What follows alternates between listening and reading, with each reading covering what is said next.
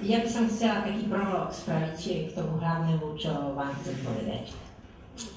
S takou úžasnou úctou som sa dívala na vaše expozície. Na to drevené mestečko, ale aj na expozíciu Rožňova. A povedala som si, že ten Rožňov zrejme má šťastie na múdrych ľudí, ktorí ho viedli. Lebo ak hlupák vedie mesto, alebo aj národ, tak tomu národu ani tomu mestu sa dobre nevedie. Teraz ste počuli nášho námestníka. Dobre sa to počúvalo však. Ja som bola pyšná, že takýto človek 21 rokov viedol Teslu. A dnešnou mojou úlohou, vďačnou úlohou je povedať na vašej moravskej pôde svoje vďačné naposledy prvému riaditeľovi Tesly. Ten prvý riaditeľ Tesly bol človek neobyčajne humánny. Bol to človek veľmi vzdelaný, bol to človek slušný, ktorý odišiel z Tesly, keď musel odísť na starej Škodovke, s čistými rukami a s dobrými spomienkami na ľudí. Ako zniesol až do smrti a ťažkej a bolestivej smrti tú nižnú v srdci, hovorí dodnes jeho vnuk, bostonský profesor, ktorý teraz nadviazal s nami styky a chce s nami robiť projekty.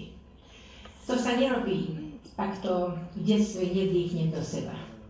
A tento starý otec, náš pán prvý riaditeľ Čech, takto vedel rozprávať svojmu vnukovi, že on sa z toho Bostonu k nám vracia a píše filmovú históriu Nižnej. Ja vám chcem povedať, ako som sa ja stretla. Ja som neprišla do Nižnej z nejakého ideálu, ja som humanitne vzdelaná, ja som filozofka, rusistka. Ja som prišla ako kádrový prípad a hodili ma červeným diplomom miesto akademickej kariéry na pás. A bola by som tam istý stvrdala dlho s dobrými tetami z Nižnej, ktorí naozaj boli voči mi láskavé. Keby nebolo, sa prišiel pozrieť na ten pás pán riaditeľ Stoje. Prišiel si pozrieť filozofku, ktorá spajkuje. Dobre povedať, pajkuje však? Pajkuje.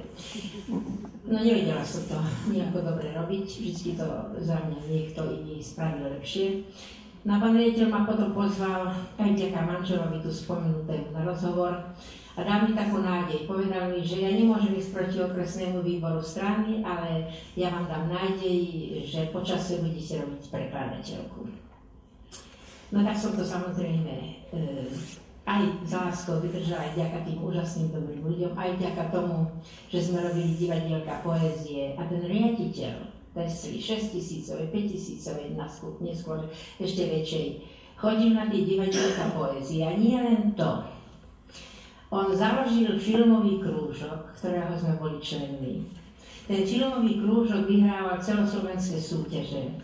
Ten riaditeľ robil komentáre, robil filmovú hudbu, tak majstrovský, že sa profesionáli čudovali. A to bolo to, čo dodnes, ja už 30 rokov pracujem nie v Nižnej, ale inde, ale v Nižnej stále bývam. Lebo to mestečko, to je čarovné mestečko, krásne položené, ako povedal pán inžinier Ďuroška, ale s nesmierne krásnymi ľuďmi. Naozaj mal pravdu Jean-Jacques Rousseau, že čím bližšie k prírode, tým si čistejší dušou. Takže ja tu z tohto miesta teraz pred vami, na moravskej pôde vašej, skláňam sa a dávam svoju hlbokú poklonu prvému riaditeľovi Nižnej, ale aj tej súčasnej Nižnej, ktorej budúcnosť tak veľmi verím. Ďakujem pekne.